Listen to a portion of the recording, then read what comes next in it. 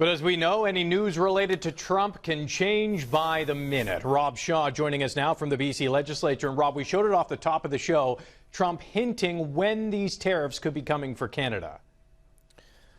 Well, that's right, Paul. We're back to how Trump acted in his first term, just sort of freestyling his way through questions shouted to him while signing executive orders in the Oval Office for the first time. Now, the BC government, the Canadian government, have been waiting all day to see whether Trump actually followed through with these tariffs. You saw in Jordan's story, nothing written down, but then you get this exchange with some numbers and some dates.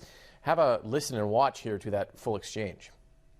Where are you thinking on tariffs on Mexico, given these actions you're signing on the border? Well, we're thinking in terms of 25% on Mexico and Canada because they're allowing vast numbers of people. Canada's a very bad abuser also. Vast numbers of people to come in and fentanyl to come in. When do you think you would enact those? I think February 1st. Are you planning on giving notice of that? I think we'll do it February 1st. So there you go. If true, the impact of these tariffs would be massive on the BC economy. Our exports of things like coal, copper, energy, wood, seafood, manufactured products, and more are hit to the tune of $69 billion over 3 years, a $2.5 billion revenue hole punched in our provincial budget, and up to 124,000 jobs lost. Now, BC's finance minister earlier today said the government will be poised to respond whenever this becomes official. BC's threatened potential retaliatory moves like banning exports of critical minerals to the U.S., even restricting American liquor on BC store shelves. Here's the finance minister earlier today before that clip you saw from Trump. We knew that tariffs coming in today was one of many scenarios. It's possible that tariffs could come in 3 months from now or further down the line.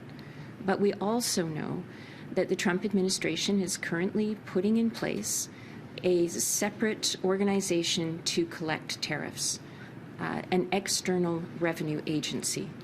We take this as a proof point that the president is serious about tariffs. Now, as it awaits this official date, the BC government has day-to-day work to do, trundling along with its other provincial agenda items. The housing minister, Ravi Kahlon, today announcing a new mandatory provincial registry for short-term rentals on sites like Airbnb, a follow-up to last year's ban on short-term rentals for most investment properties in urban centers. Kahlon says the registry will help crack down on illegal suites, and the data will be checked with tax information on your principal residence. It also comes with new fees, $100 a year registration for a bedroom suite, $450 for a secondary suite or cottage, and $600 for a strata hotel unit like in Parksville's Resort Row. The BC Conservatives calling this a cash grab. Here's Kahlon today.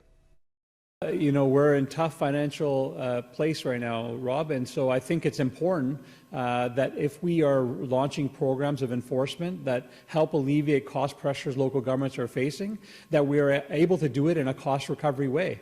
The fees that we're charging are in line with other jurisdictions across Canada and across North America, and it ensures that local governments have less financial pressures. I think that's a prudent way to move forward.